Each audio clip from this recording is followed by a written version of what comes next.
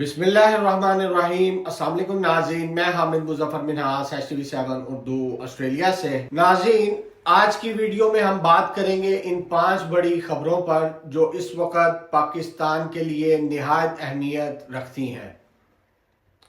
عمران خان کے بیٹوں قاسم اور سلیمان کا انٹرویو، IMF کی 11 نئی سخت شرائط، بلوچستان میں دہشت گرد حملہ، انڈس واٹر ٹریٹی کی معطلی، RSS راشٹریہ سوئم سیوک سنگھ کیا ہے؟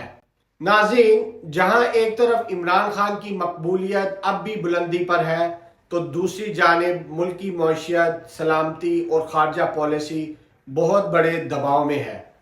آئیں تفصیل سے آغاز کرتے ہیں۔ سب سے پہلے بات کرتے ہیں عمران خان کے بیٹے قاسم اور سلیمان نے حال ہی میں ایک ویڈیو پیغام میں اپنے والد کی رہائی کے لیے اپیل کی ہے۔ انہوں نے کہا کہ ان کے والد کو غیر انسانی حالات میں رکھا گیا ہے اور ان سے رابطہ بھی محدود ہے۔ انہوں نے یہ بھی واضح کیا کہ ان کی سیاست میں کوئی دلچسپی نہیں ہے اور وہ موروثی سیاست کے خلاف ہے۔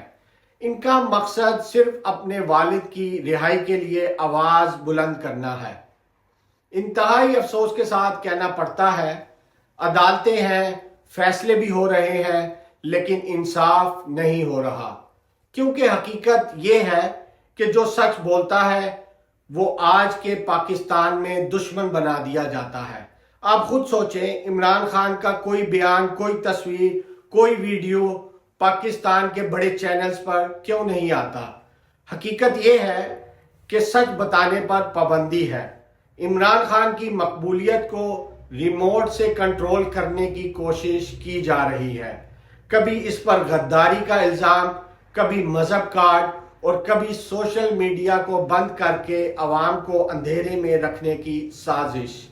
لیکن یہ قوم جاگ چکی ہے اور یاد رکھیں، نہ جیلیں قوموں کو ختم کرتی ہیں، نہ پابندیاں نظریات کو روک سکتی ہیں۔ عمران خان کوئی فرد نہیں، وہ ایک سوچ ہے، ایک نظریہ ہے، ایک بغاوت ہے اس پرانے گندے بوسیدہ نظام کے خلاف۔ اللہ ہماری مدد کرے، آمین۔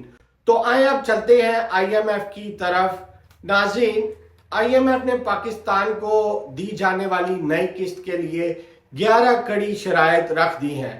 ان میں زرعی آمدن پر ٹیکس، سبسڈی میں کٹوتی، بجلی اور گیس کی قیمتوں میں اضافے، پرائیویٹائزیشن میں تیزی، ٹیکس نیٹ کا پھیلاؤ، بینکنگ اصلاحات، سرکاری اداروں میں نجی شراکت اور ایکسچینج ریٹ فری فلو پر عمل، حکومت کا قرضوں پر کنٹرول، پینشن نظام میں اصلاحات، صوبوں سے مالی شراکت داری میں تبدیلی۔ ناظرین، نیشنل ہیرالڈ کی رپورٹ کے مطابق IMF نے پاکستان کو یہ بھی خبردار کیا ہے کہ اگر بھارت سے تعلقات بہتر نہ ہوئے تو فنڈنگ متاثر ہو سکتی ہے۔ جیسا کہ آپ نے دیکھا، پاکستان اس وقت دفاعی، سفارتی، معاشی اور داخلی خطرات سے دوچار ہے۔ ایسے میں ہمیں متحد ہو کر اپنی ترجیحات درست کرنی ہوں گی۔ یہ شرائط مڈل کلاس طبقے کو مزید پسنے پر مجبور کریں گی۔ تو ناظرین، آئیں اب چلتے ہیں بلوچستان میں کار بم دھماکے کی طرف۔ ایک اور سانحہ۔ ناظرین، اتوار کی شب بلوچستان کے قلعہ عبداللہ علاقے میں ایک شدید کار بم دھماکہ ہوا۔ اس واقعہ میں 4 افراد شہید اور 20 سے زائد زخمی ہونے کا اندیشہ ہے۔ دھماکہ FC فرنٹیئر کور عمارت کے قریب ہوا، جس سے سرکاری املاک کو بھی نقصان پہنچا۔ یہ واقعہ ایک بار پھر ہمیں یاد دلاتا ہے کہ پاکستان کی داخلی سلامتی کو سنجیدہ خطرات لاحق ہیں۔